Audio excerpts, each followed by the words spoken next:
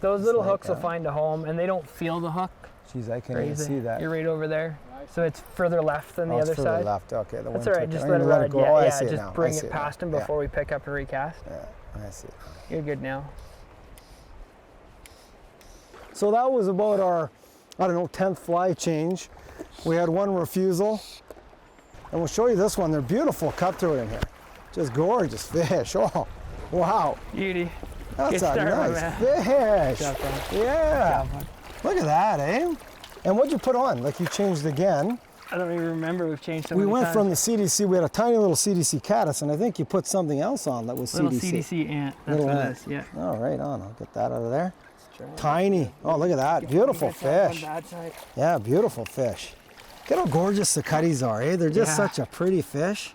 They don't like to hold still a whole lot. No, they don't. Look at that. Gorgeous. Yeah. And we'll get some big fish up here. Yeah. And this is a pretty standard fish for us. Okay. The nice thing with this river is if you want to hunt fish this size and bigger, you can all day. All day. And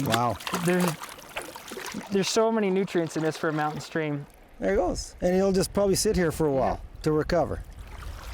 And then he'll go. Feel that water so cold. Just hanging out at your feet. Look at it. Just one, there he goes. See you, bud.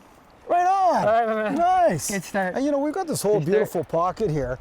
We start low. Of course, you always start at the base. Always start down low. Never go to the head of the run. So many guys go to the head of the run. You spook, you catch one, you spook the whole hole, you're done. So start, we got all these beautiful little rocks. We saw a few sipping fish. And I'm going to sub in the bulldog. See how the bulldog casts a size 20 fly. See if you can see it. I can't. It's tough to see. Yeah, you got really tough to see. The nice thing is, even if you can't see those flies in the water this flat, you'll see the take. Yeah. And I tell people all the time, like, the most distinctive part about the take on those little flies is the sound. And when a fish eats it, what you're going to hear is set, set, set. Yeah, exactly. Set, set. What you did. Set, set, set. Cool. That works really well.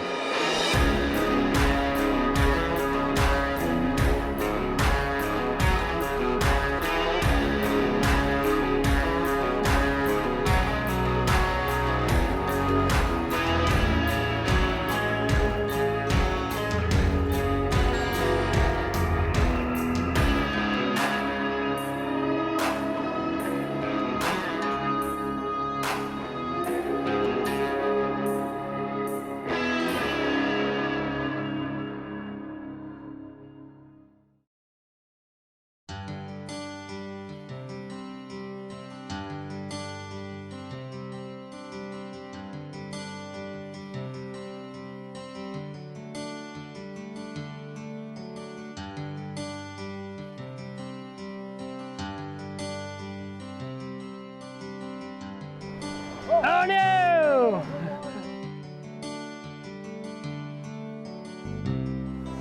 Okay, just much bigger strips. Okay. Because that slack is, we don't see the flies way ahead of the fly line. Okay. Way up again? Yeah. Oh, there's that wind. Ooh, kick back on you. Yeah. Okay, let's pick her up and toss her in there again. There you go. Run, run, run, run. I got him that time. Attaboy. Attaboy. Let that fish run if he wants to. Just watch this rock ledge. I'm going to take some stuff off to go down and net this fish. You can stay right where you are. Okay. Thank you. Good job, my man. On it.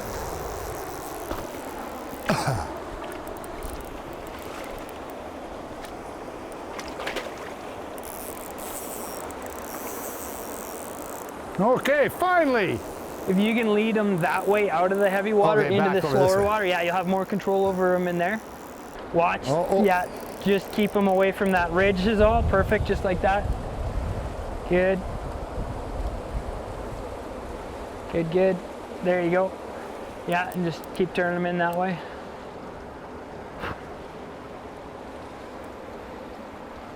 Keep underneath you here.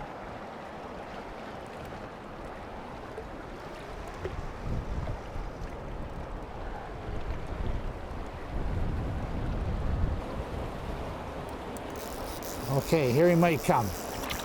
Josh.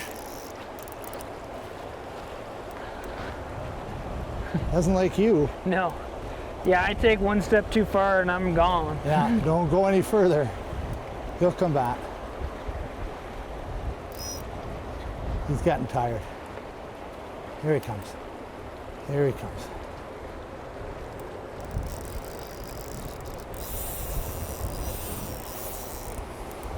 It's got a lot of rainbow markings. Yeah, it's a cut bow. A lot of these really heavily shouldered fish we have in here are the cut bows. That cross between the rainbow and the cutty, for whatever reason, you get thicker backs, deeper fish. They become super heavily muscled fish. Here. Okay. All right. Yeah, keep taking a look. Get them on a little shorter leash there if you can. There we go. Oh. There we go, man. That's a heck of a fish. That's a toad. Heck of a fish, bud. Yeah. That is a toad. Yeah. That's the third time he ate, too. Third time he ate. 4 different flies over him. He ate a bunch of different ones. I'll let you do the releasing. I won't come down there with you. Yeah, I'm gonna.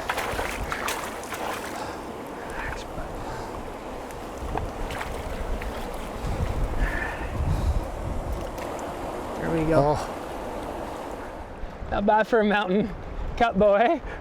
Beauty fish. That fish is 22, right on the nose. 22 inches. Yeah. Beautiful. Thanks, Right man. on, man. Good job. Great fish. Off the giant rock. Oh, Yeah. that's satisfying, no? Isn't it? Hey, after all that work to get him, right on. Good job, Josh. Feels good. Good job. Feels good. And finally, it was the old traditional drake that got him too. Yeah, the old parrot drake. The old drake. Deer hair parrot drake. Yeah. Well, that was a pretty good morning, you know. It's a good start. I mean, there's not many bugs coming off, as you can see yet. So those first few fish that you guys got into were midging. We saw 1 or 2 green drakes. That's why, like that one green drake that came up, was that yours or that was? That was Dale's. Well, I midged forever, and then he throws on the big fly and he gets a fish in 3 casts. So the drakes hopefully will come off. We'll just kind of keep popping in different spots. I mean, we worked this for probably an hour or so. There's a few different fish. I mean, we had a few fish we missed. Some fish that aren't coming up with any pattern to them. It's super sporadic. So we'll just kind of keep popping around and hit different spots. We can go up to the tribs. Like, there's so many different tribs that come in here that we can fish so many places, just stay on the move. You know, you mentioned earlier too, you've been up here where you've seen a huge hatch drake up above, not down below, right? It's really sporadic. It can be super spot specific. So probably 5 days ago now, we had 4 different guides out, and all within about a mile. The top guys had an epic green drake hatch and fish just went off. And then as you came further down, and we were just down around the corner from here, we didn't see a single green drake. So it can be very spot specific where they're coming off. So we'll just keep moving around. Hop in the truck, we'll keep moving around. Keep going. Right on. Well, we'll grab the boys, we'll let them fish for a while. Screw them. This episode brought to you by The Frog Boat, Islander Precision Reels, and Maui Jim.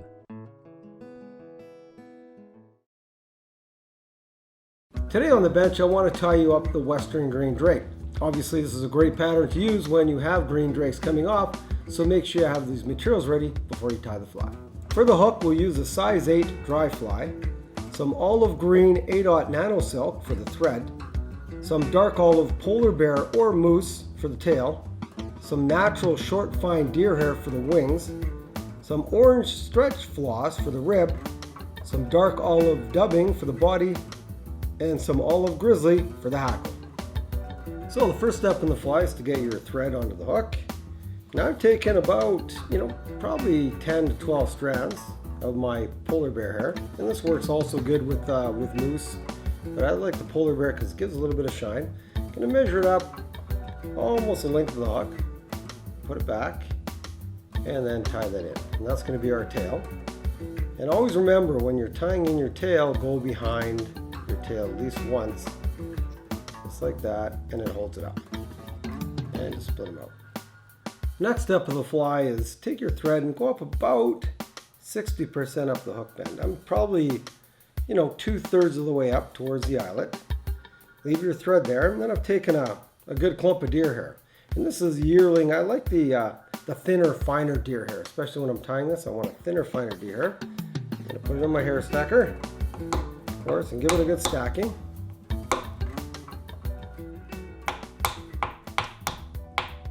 Even everything up. Take your ends out.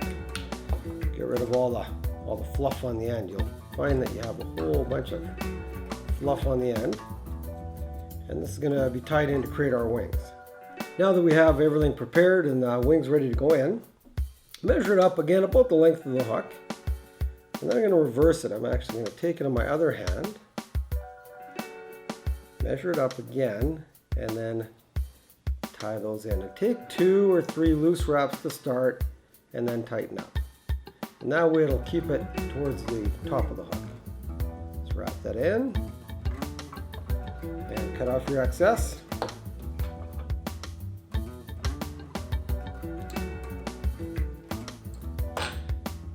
Once the excess is cut off, just continue to trim it up so there's not a whole lot of loose hairs. Pull all the material up front, forward, and wrap in front. So wrap up a little bit in front, keep picking up those hairs, and then continue to wrap behind. And when you wrap behind, keep going over to move it into position. So I'm just wrapping back, and I want it to just continually move forward. So my wing is set up about, you know, probably a ½ inch from the hook eye.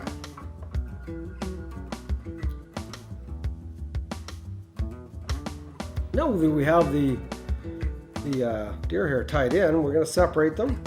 So just kind of grab half and half and do some figure 8 ties in between just to separate these 2 wings. And again, don't forget to wrap in front and behind, and continue to separate. And once we have them separated fairly evenly, we're going to do a couple of turns around the bottoms. So we're going to create little wings, and I'm just going around the very bottom of those wings. So I'm creating 2 separate wings now.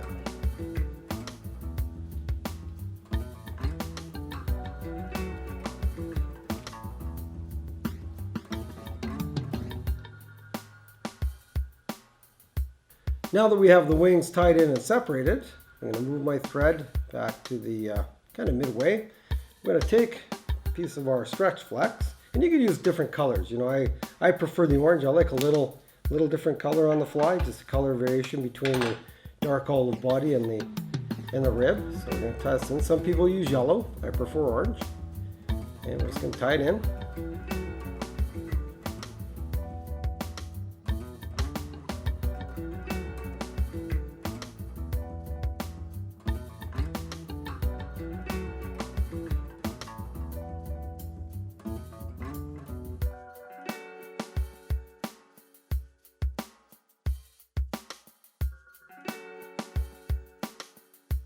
Now the rib's tied in, and we're just leaving it off the back of the hook. I'm going to take some of my darker olive dubbing, and I like a little bit of sparkle in this dubbing. So I always pick out a dubbing that's got just a slight sparkle to it. And you've got to remember, these green drakes are pretty big, so we're just going to, you know, start light on the body, in the back, and then taper it up. So just keep it thin at the back, and then slowly taper up as we get towards the wing, just like that. What I like to do is go over it with my thread and then back a couple times, just like that. And that actually ties the body and gets it ready for the ribbing. Now that we have the body tied in, I'm going to go the opposite direction. I'm actually going to take the rib and I'm going to pull it fairly tight. I'm going to go up here and create about, 4 or 5 segments on the body, and then finish off right at the wing. And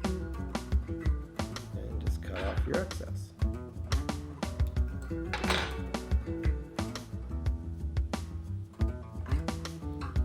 Now that we have the body tied in the rib, I'm going to take 2 hackles, and the way you measure, just hold it up and spin it, and it should be about just past the barb width there, just your hook width, and that looks just about right. So I'm going to tie that in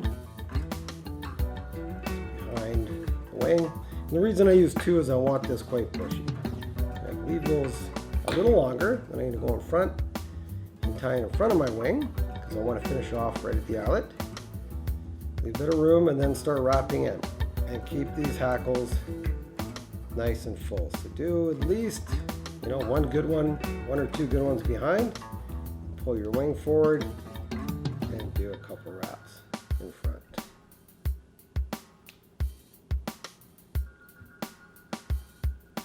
And then tie off.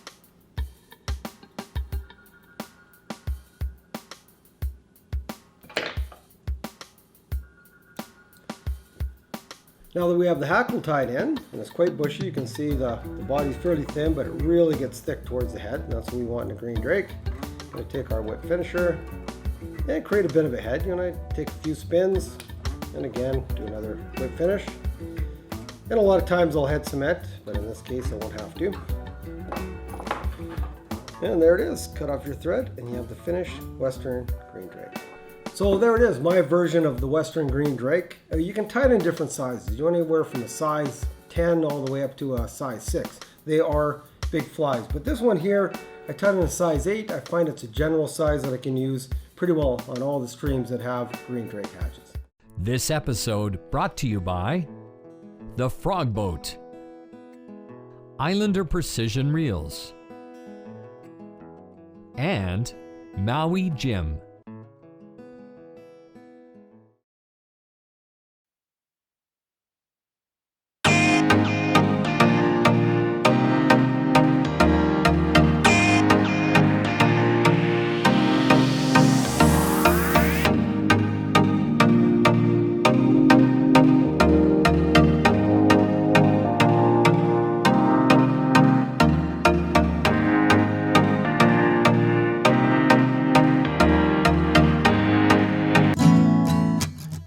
See it? Yep. Got a good. That's a good line. Okay, lift that leader up because the leader's going in there first. Okay. Just lift real slow, real slow. Okay, good. Let that sit. Don't move it. See, it's drifting in, drifting in. Tell me when. Good drift. Yeah, I'll tell you. Just wait. Just wait. Just wait. Just wait. Yeah, that's you. That's you. That's you. I got it. Okay, take your time. Take your time. Let him run. Let him run. Take your time. Oh. Need that net. Oh.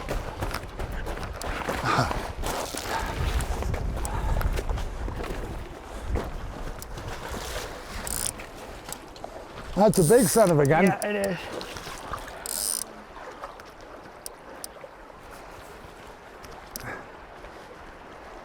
Just, yeah, try and keep him. If he hits that fast water and runs, just let him run. Just watch that leader against the... Yeah. I'll try to pull him down. There we go. Yeah, we're good. I'm on Just the watch the ledge now. Okay. There he is. Oh, Got him. right.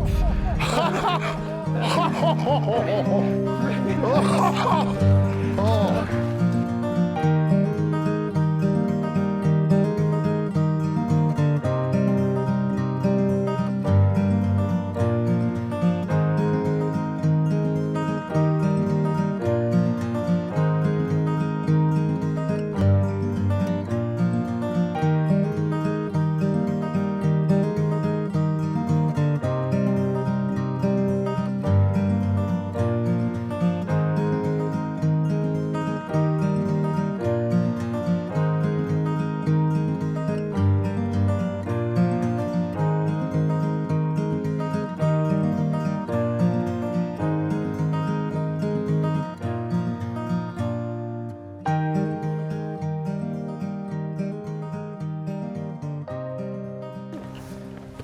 Oh, that was a bit of a hike. Wow. How's about that? Great day. Great day, man. Absolutely. That was unreal. Absolutely great day. That was a lot of fun. stuff. Was it ever? You know, we're out in the, special part of the world for you, right? It's the old man drainage. Yeah. It's just got such a wonderful thing now that it's catch and release for what you were saying, 20 years. Yeah, it's made a huge difference with the fishery. I mean, you used to come up and get a lot of 10 to 12 inch fish, 14, 15 inch fish were good fish here. And now you see the difference that it's made in the size of fish that we saw, the size of fish that we missed. Some hogs. I mean, it's an incredible fishery. You can't argue with catch and release.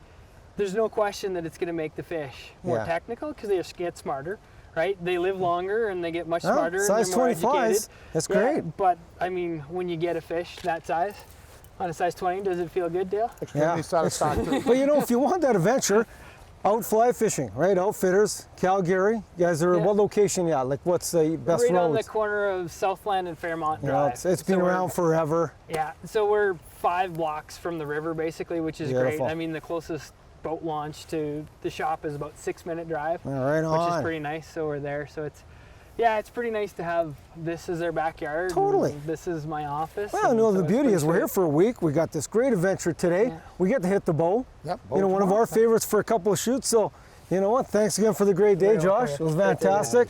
So, you know what? We want to come out here, give Josh a call. Going to take you into an adventure of a lifetime. Make sure you conserve our waters. And we'll see you next time we take you sport fishing on the fly.